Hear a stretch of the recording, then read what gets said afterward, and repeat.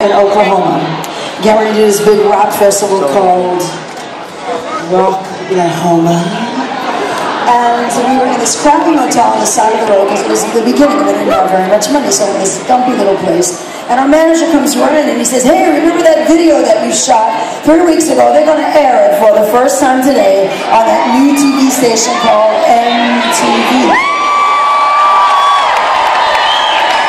So on that day in August, we became the second video ever played on MTV.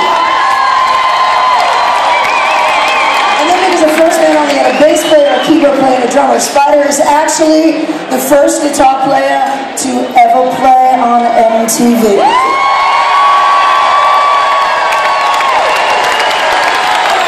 Which of course makes him older than dirt.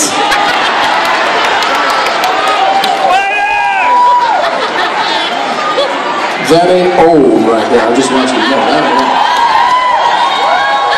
Tom Brady says this ain't old.